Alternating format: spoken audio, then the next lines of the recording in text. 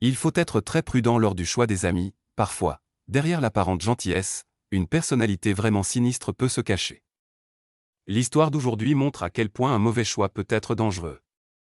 Le 29 août 1994, une urgence s'est produite dans un quartier résidentiel calme de la petite ville de Winton, en Virginie, aux États-Unis. Il se rendait au travail en voiture vers 5 heures du matin, alors qu'il faisait encore nuit. En passant devant l'une des maisons, il a aperçu une épaisse fumée noire. Bien sûr, le facteur a décidé de s'arrêter pour regarder autour de lui et aider les gens à l'intérieur. Lorsqu'il courut vers la porte d'entrée et frappa, personne ne répondit.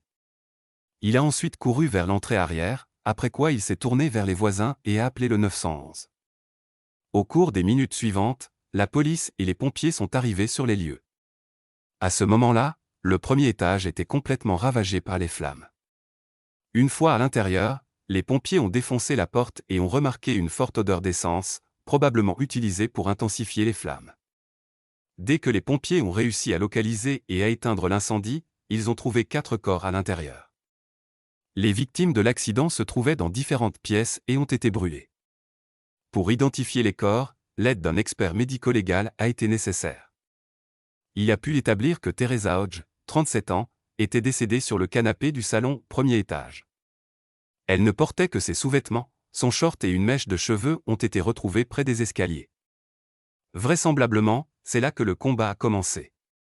Le corps de Blaine Hodge, 17 ans, a été retrouvé dans une chambre à l'étage. Il était partiellement caché sous une pile de linge et un rideau déchiré.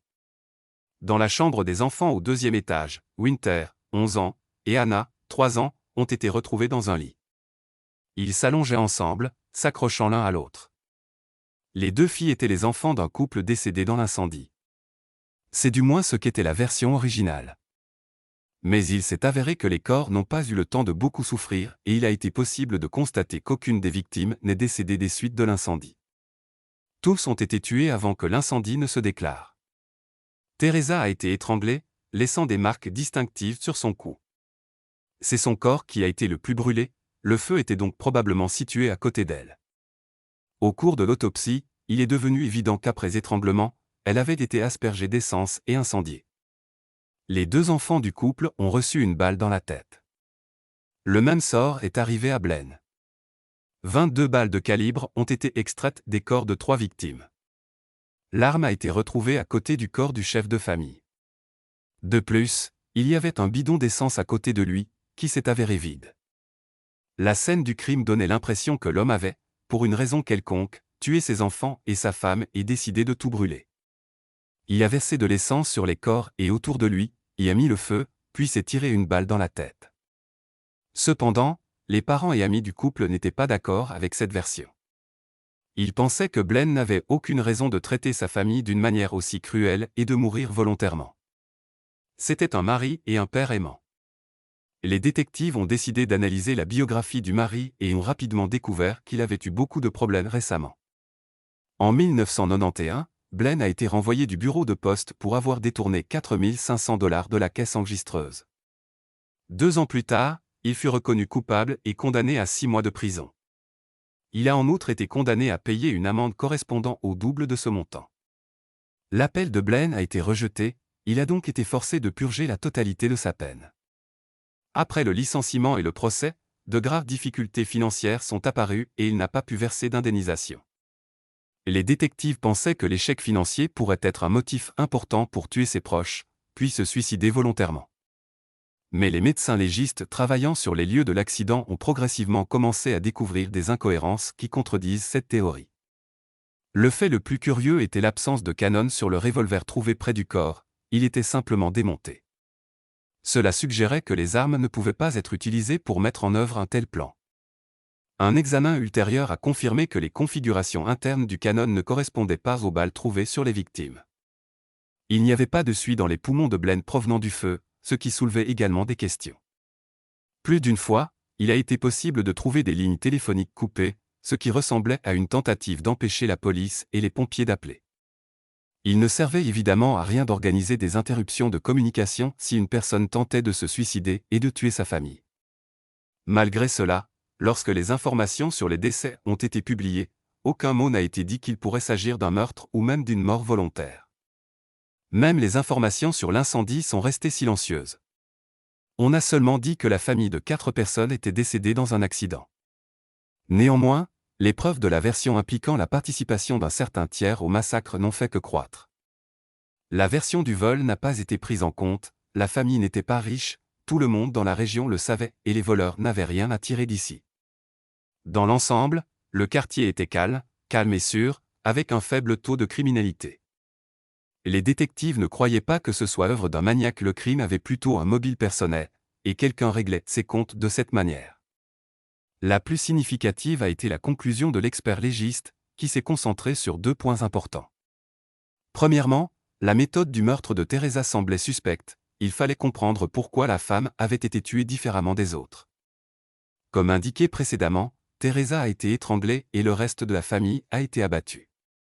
La mère et les filles ont été tuées entre 2 et 5 heures du matin.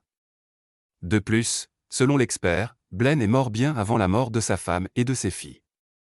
Il a été tué le premier.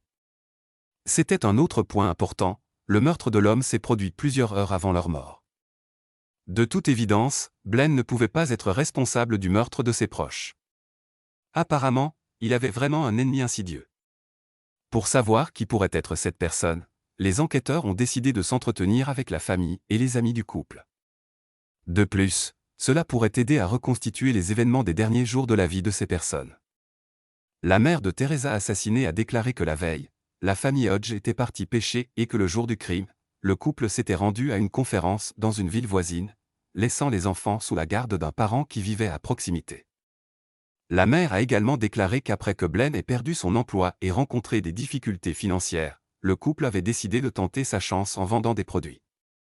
Après cela, ils ont parlé à de nombreuses personnes des fabuleux revenus qu'ils envisageaient de gagner grâce à cette activité et les ont invités à s'inscrire dans l'entreprise. Peut-être que quelqu'un pourrait empiéter sur ces histoires.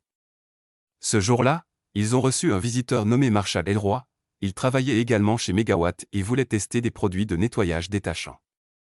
Mais la mère de Teresa ne savait pas si cette rencontre avait eu lieu.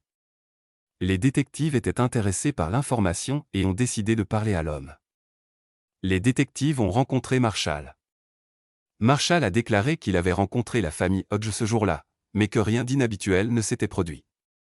Ce jour-là, il descendit au sous-sol avec Winter, 11 ans, et démontra à l'écolière les effets du produit nettoyant.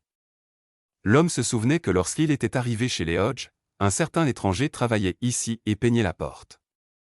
Il a exprimé son mécontentement face au fait qu'une fillette de 11 ans soit entrée dans le sous-sol avec un homme inconnu, mais rien d'autre d'inhabituel ne s'est produit.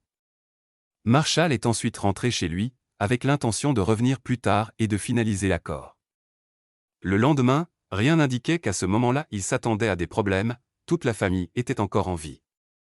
Après cela, les détectives ont commencé à remarquer des choses étranges. Lorsque Teresa a rappelé son amie pour clarifier l'horaire, elle a laissé un numéro pour obtenir des commentaires, et il s'est avéré qu'il s'agissait d'un téléphone public situé dans une station-service. Ils ont en effet pu contacter Teresa à ce numéro et organiser leur voyage, mais on ne sait absolument pas pourquoi la femme a soudainement décidé de laisser le numéro de téléphone et d'appeler depuis celui-ci. La réponse est avérée simple, à cette époque, les lignes téléphoniques de la maison étaient déjà coupées. Elle ne comprenait toujours pas ce qui se passait et pensait que le téléphone était simplement cassé, alors elle a profité d'une autre opportunité pour contacter son amie. Cette version a été rapidement confirmée par d'autres amis de Teresa, qui ont fait part ce jour-là de ces plaintes concernant la connexion. La femme était mécontente que le téléphone à la maison ne fonctionne pas. Cependant, les périodes et les dépositions des témoins différaient considérablement. Selon la version généralement admise, le lendemain matin, la famille n'a pas pu aller à l'église, ce qui leur semblait impensable, ils étaient très religieux. Après cela, selon les plans, une réunion des participants à l'événement était censée avoir lieu chez eux, mais lorsque les invités se sont rassemblés et sont arrivés, ils ont trouvé sur la porte une note laissée par Teresa indiquant que la réunion n'aurait pas lieu. Et cela aussi semblait étrange. Les enquêteurs ont également reçu la lettre. Dans cette note, signée par Teresa, la femme s'est excusée et a déclaré que la famille avait des problèmes urgents et qu'ils sont donc tout partis de toute urgence. Les Hodge étaient probablement déjà morts à cette époque. Il y avait tellement d'informations contradictoires qu'il a fallu un certain temps à la police pour tout rassembler. Sur recommandation de la mère de Teresa, les détectives ont décidé de rencontrer un homme nommé Earl Brom. C'était le meilleur ami de la famille.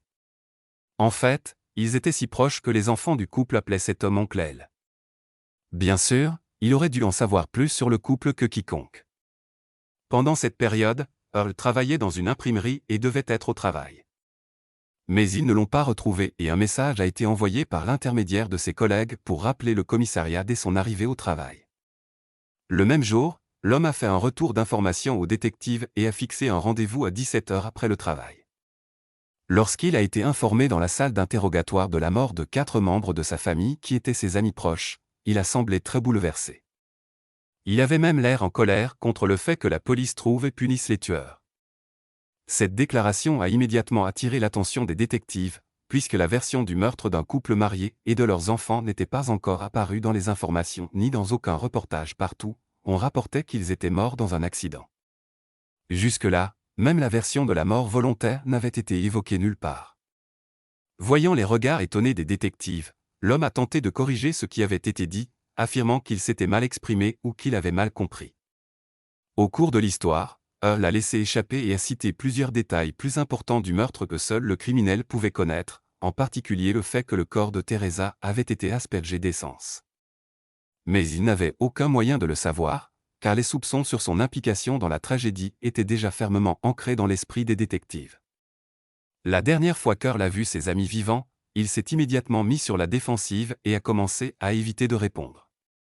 Ils ont tenté de le calmer, lui assurant qu'il ne le soupçonnait de rien, mais voulait simplement rétablir la chronologie des événements. L'homme a fini par laisser échapper qu'il ne se souvenait plus de la dernière fois qu'il avait vu son ami et sa famille, cela faisait un bon bout de temps. Tout cela semblait étrange, car ils étaient très proches et communiquaient souvent. De plus, l'un des voisins des Hodge a déjà déclaré à la police qu'il avait vu Earl à la veille des événements tragiques. Les détectives ont décidé de tenter leur chance et ont montré la photo d'Earl à Marshall Elroy, et ils ne se sont pas trompés. Il a été établi qu'Earl était le même homme qui avait peint la porte de la maison Hodge la veille du meurtre. C'est lui qui a réprimandé la fille aînée de ses amis pour être entrée au sous-sol avec un inconnu. Bien sûr, le fait qu'il ne s'en souvenait pas semblait suspect. Quand Earl a appris toutes ces informations, il est redevenu sur la défensive et a tout nié. L'homme n'avait rien à montrer et il a simplement été relâché. Dans le même temps, les détectives étaient sûrs à 100% qu'il en savait plus que ce qu'il avait réellement dit. Il fallait maintenant prouver qu'Earl était bien chez ses amis ce jour-là. S'il peut être surpris en train de mentir, il sera alors possible de le diviser. Les forces de l'ordre ont demandé de l'aide aux voisins et plusieurs personnes ont repéré la camionnette tôt le matin, avant l'incendie. Elle était garée à proximité de la maison des victimes et repartit peu avant l'incendie. La camionnette a été décrite comme correspondant au véhicule qu'Earl conduisait. Cela signifiait qu'il mentait à propos d'une vieille rencontre avec des amis. Le fait d'être la dernière personne à se trouver à proximité de la maison des victimes avant le début de l'incendie indique son implication. Au cours de l'enquête, il a été déterminé qu'Earl avait pointé sa carte de pointage au travail 20 minutes après le début de l'incendie. Le temps de trajet entre la maison Hodge et son imprimerie n'était que de 20 minutes. Réalisant son erreur, Earl a tenté de cacher cet enregistrement, mais a été rattrapé. Autre circonstance étrange, Earl était absent aux funérailles de Hodge, malgré le fait que tout le monde le connaissait comme l'ami le plus proche de la famille. Tout cela n'a fait qu'ajouter au trésor de soupçons qui ont fait d'Earl le principal suspect du meurtre de 4 personnes et d'un incendie criminel. Earl Bramble est né en 1942 au Texas. Il était l'aîné des 5 enfants de la famille.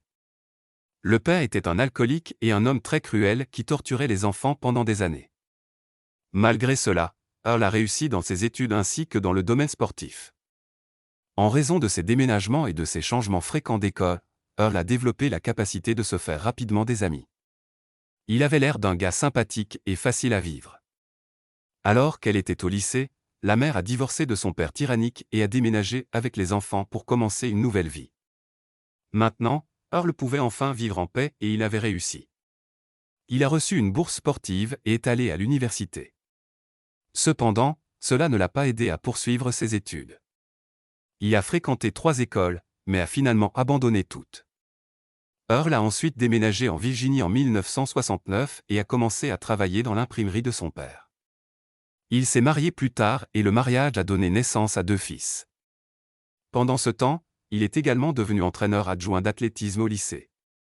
Il a ensuite rencontré l'étudiant Blaine Hodge. Earl Bramble est devenu son entraîneur et mentor jusqu'à ce que le jeune homme obtienne son diplôme à 71 ans. Durant cette même période, Blaine se maria. Malgré la grande différence d'âge, lui et l'entraîneur sont restés de bons amis et ont communiqué étroitement pendant de nombreuses années. À la fin des années 70, le rôle d'Earl dans l'imprimerie de son père est devenu beaucoup plus important. Il a pris plus de travail. Tout cela a été très utile, car mon père a progressivement commencé à passer au second plan en raison de la détérioration de sa santé. Après quelques années, Earl a complètement repris l'entreprise, embauché des travailleurs et pendant cette période, il a commencé à consacrer de plus en plus de temps aux fêtes. Il travaillait moins et s'amusait plus. Selon Earl, l'un des employés était une jeune fille de 17 ans qui a été surprise en train de changer de fiche de pointage et qui a été punie. Pour se venger de son patron, la jeune fille a forcé sa sœur de 30 ans à accuser Earl de harcèlement. L'homme a été arrêté, mais il avait un alibi, il était absent ce jour-là. Le juge a sévèrement averti la police de ne pas porter l'affaire devant les tribunaux sans une vérification appropriée des preuves. Earl a continué à diriger l'entreprise, a gagné beaucoup d'argent et a également commencé à voyager de plus en plus à travers le pays. Cependant, tous ces voyages semblaient plutôt suspects. Malgré ses opportunités, il était très gourmand, rappelant un clochard qui vivait dans les motels les moins chers ou dormait simplement dans son pick-up. En voyageant dans différentes villes, les enquêteurs ont remarqué que la compagnie de l'homme comprenait toujours des jeunes filles et des garçons beaucoup plus jeunes que lui. Par exemple, Tammy Ecker, une écolière de 14 ans, vivait à un pâté de maison de la maison familiale d'Earl, 30 ans, passant constamment du temps à l'imprimerie, ainsi qu'avec sa femme nommée Mary, qui avait 2 sœurs cadettes. Ils étaient proches en âge de Tammy, ils se croisaient donc tout régulièrement. Le 7 février 1977, Tammy, 14 ans, et sa camarade de classe Angela Radé ont quitté la maison et étaient sur le point d'aller en classe, mais en chemin, elles ont décidé de sécher l'école et ont fait du stop jusqu'au centre-ville. Ils ne sont jamais rentrés chez eux. Les adolescentes avaient déjà vécu des aventures similaires lorsqu'elles avaient séché l'école, c'est pourquoi leurs familles ne se sont pas immédiatement plaintes à la police, espérant que les filles rentreraient chez elles. Cependant, au bout d'un jour, la famille s'est alarmée, ce n'était pas la première fois que les filles s'enfuyaient. Personne n'a pris leur déclaration au sérieux, la police a qualifié la perquisition de perte de temps et de ressources. Les policiers ont demandé aux parents de rentrer chez eux et de continuer à attendre leurs enfants à leur retour. En fin de compte, cela n'est jamais arrivé, ils ont recherché activement, mais l'affaire est restée non résolue pendant toutes ces années. Lorsqu'Earl s'est retrouvé en garde à vue parce qu'il était soupçonné du meurtre de la famille Hodge, les détectives ont remarqué ses liens avec l'une des écolières disparues il y a 17 ans, Tammy. L'homme était encore suspect dans cette affaire à l'époque. Ils ont également attiré l'attention sur le fait que le suspect était toujours entouré de nombreux adolescents et jeunes manifestement d'un âge inapproprié. On ne savait pas exactement ce qui les liait. Lorsque les détectives ont fait part de leurs soupçons quant à son attirance pour les écolières, Earl est resté sur la défensive. Il a dit qu'il n'avait aucune idée de l'endroit où se trouvaient les filles disparues. Cependant, il a admis qu'il passait souvent du temps avec Tammy en raison de problèmes financiers et personnels, son mariage à cette époque traversait une crise, un divorce approchait et il devait payer une pension alimentaire pour 2 enfants. Cela les a rapprochés, mais l'homme a continué à nier toute implication dans le meurtre de la famille et dans la disparition des écolières. Encore une fois, nous n'avons pas réussi à le faire parler. Les détectives ont continué à recueillir des informations. Plus tard, 2 filles sont venues au poste et ont raconté des faits intéressants sur Earl Bramble. Ils ont personnellement entendu comment, au cours d'une des fêtes, un homme était tellement ivre qu'il a pris son arme et a tiré dans le plafond. Et après cela, il tomba en larmes, admettant qu'il avait blessé Tammy. Interrogé sur cet incident, Earl a déclaré qu'il ne se souvenait de rien de tel. Il a été décidé de surveiller de plus près cette personne suspecte. Plus tard, la sœur de Tammy disparue, Linda, a admis qu'Earl l'avait agressée à l'âge de 12 ans, puis l'avait violée pendant de nombreuses années. Dans l'un de ces cas, il l'a contrainte à la violence en brandissant une arme à feu. Elle était également sûre qu'il avait agressé Tammy lorsqu'elle avait 9 ans. Les détectives avaient maintenant un nouveau soupçon. Il semblait que Bramble s'entourait constamment de jeunes filles et de jeunes garçons pour une raison. Tout cela lui permet de rencontrer des écolières, qui deviennent toujours pour lui une cible privilégiée. Il s'est avéré que lors du décès de 4 membres de la famille Hodge, Earl vivait non loin de chez eux, dans un autre motel bon marché. Le 3e jour de l'enquête sur le meurtre de la famille Hodge, les détectives ont de nouveau décidé de parler à Earl, mais le suspect n'a pas répondu aux appels. Son frère a déclaré l'avoir vu au motel, le même où il se trouvait la nuit du massacre de Hodge. Lorsque la police est venue vérifier son numéro, elle a trouvé une note de suicide et Earl lui-même. L'homme était déprimé, mécontent de la visite des autorités et refusait de répondre aux questions. En conséquence, le suspect a accepté de se présenter au commissariat le jour même, mais ne s'est jamais présenté. Les enquêteurs sont retournés au motel, la chambre d'Earl était verrouillée et personne n'a ouvert la porte. Les enquêteurs soupçonnaient qu'il avait néanmoins mis en œuvre un projet visant à se suicider. On a demandé au directeur du motel d'utiliser un double de clés, craignant qu'un autre corps ne les attende à l'intérieur. À la surprise de la police, Earl est revenu une demi-heure plus tard. Il était à nouveau extrêmement mécontent de l'arrivée de la police, il a même tenté de les chasser et a insisté sur le fait qu'il ne pouvait pas être arrêté pour meurtre. Mais les détectives avaient quelque chose à contrer, ils avaient déjà réussi à obtenir un mandat de perquisition pour la chambre de motel dans laquelle vivait l'homme, ainsi que pour sa voiture. Lors des perquisitions, un cahier contenant de nombreuses notes liées à des activités criminelles a été retrouvé. Earl avait 4 douilles vides, ainsi qu'un pistolet de calibre 22. Du même type que celui utilisé pour tirer sur les victimes. De plus, il emportait avec lui plusieurs romans policiers et livres de criminologie. Les fouilles et la découverte de tous ces objets se sont déroulées devant le suspect étonné. Il semblait choqué de ne pas s'être débarrassé des preuves. Malgré tout cela, la police n'a pas arrêté Earl, il n'y avait aucune preuve concrète indiquant son implication dans les meurtres.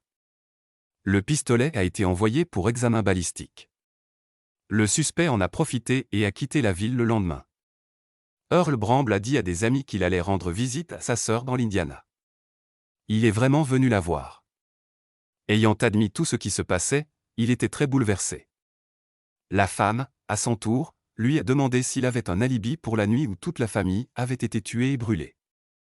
Earl a répondu qu'il rendait effectivement visite au Hodge et qu'il était parti vers minuit, mais qu'il n'était coupable de rien. Earl a expliqué qu'il ne voulait pas dire aux détectives qu'il avait quitté le domicile familial si tard parce qu'il avait peur de devenir un suspect de meurtre. La sœur pensait que cela était dû à la dépendance à des substances illégales, dont Earl souffrait depuis plusieurs années. Elle et son mari se sentaient mal à l'aise dans la maison lorsque son frère était là. Heureusement, il n'avait pas intention de rester longtemps, mais il a demandé avec insistance à sa sœur de ne pas informer la police de sa visite. Earl est parti assez rapidement. Lorsque sa sœur a été contactée, elle a tout expliqué en détail, car elle restait confiante quant à l'implication d'Earl dans le meurtre de la famille. En discutant avec des détectives, la sœur s'est soudainement souvenue de 2 cartons que son frère avait apportés l'année précédente.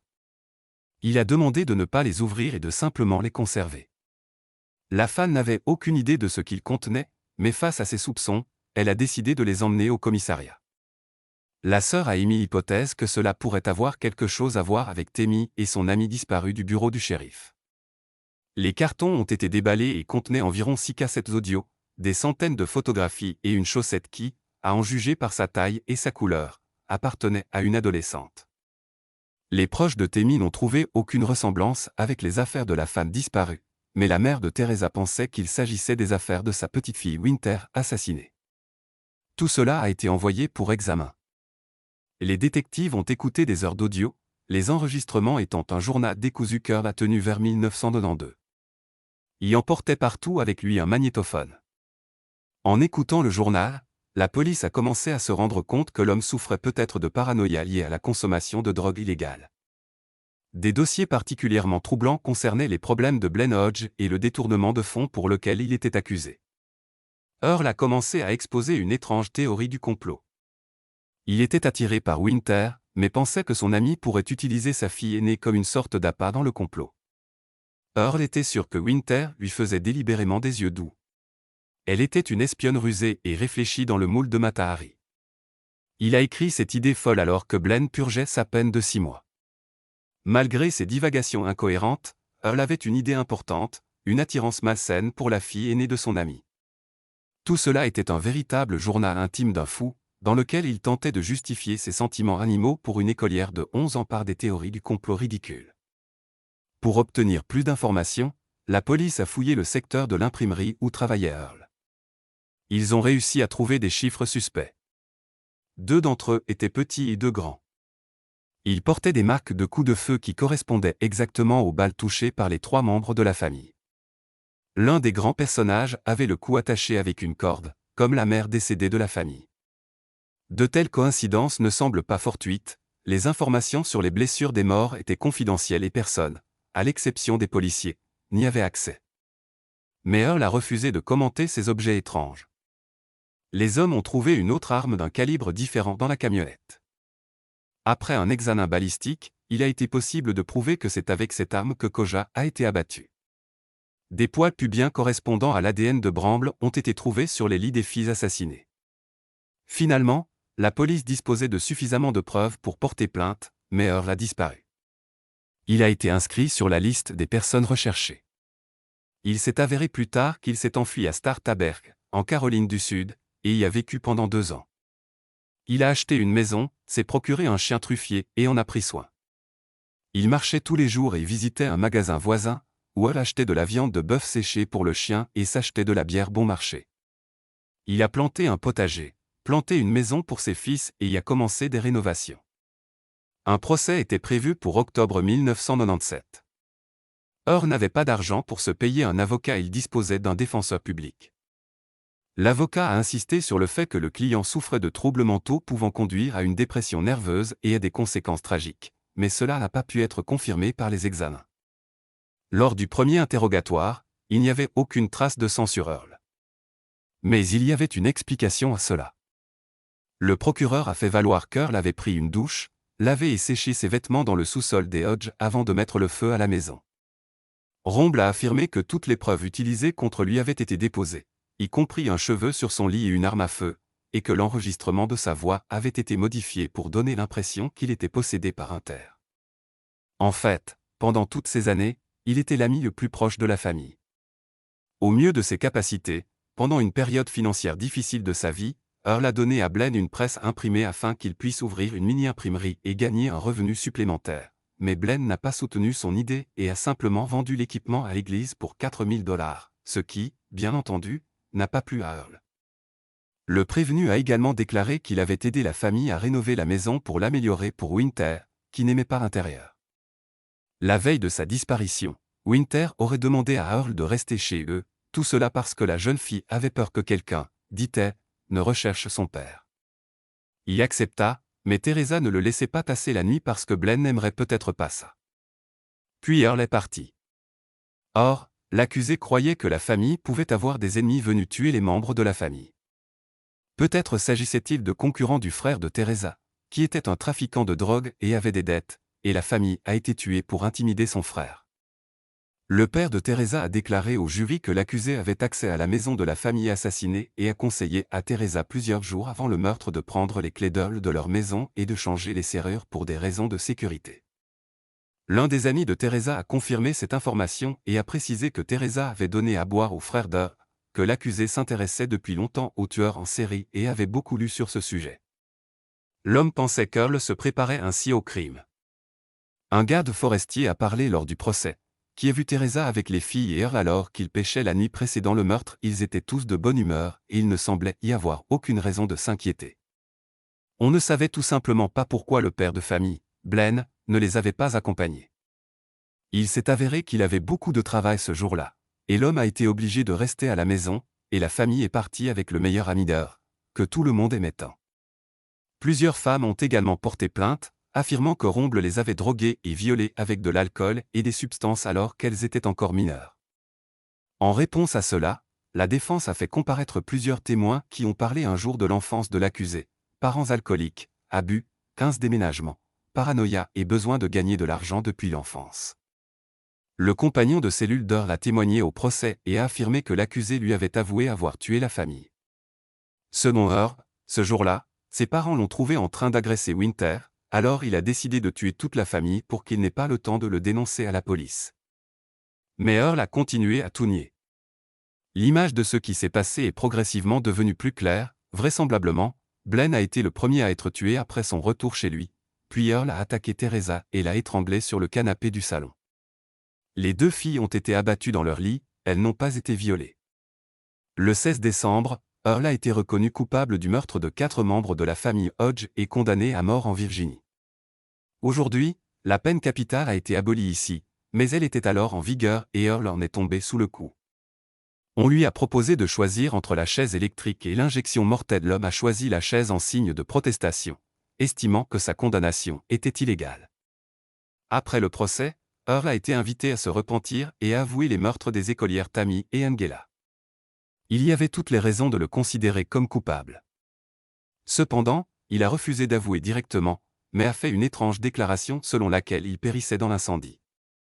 L'homme a refusé de commenter ses propos, même si tout le monde a compris qu'il s'agissait d'une sorte d'aveu de leur meurtre. De plus, l'écriture correspond au meurtre de la famille Hodge. Tous les appels et demandes de grâce d'Earl auprès du gouverneur ont été rejetés. Le 9 avril 2003, Earl, 60 ans, a reçu son dernier repas. Il n'a pas commandé de plat spécifique, ils ont préparé le même dîner que celui servi à tous les prisonniers, une omelette, des pommes de terre bouillies, du maïs et un gâteau au chocolat. Lorsqu'on lui a donné le dernier mot, l'homme a insisté sur le fait qu'il n'avait jamais tué personne et qu'il allait vers la mort la conscience tranquille. Earl a remercié ses proches. Le cœur du tueur a arrêté de battre à 21h09 le même jour. Les corps des filles disparues Tammy et Angela n'ont pas encore été retrouvés. Earl pourrait-il vraiment être impliqué dans leur disparition? À ce jour, certains pensent que cette exécution était une erreur judiciaire et que le véritable tueur de la famille est en liberté. Si vous avez aimé mon travail, abonnez-vous à la chaîne et soutenez cette vidéo avec un like. Discutons de cette histoire dans les commentaires.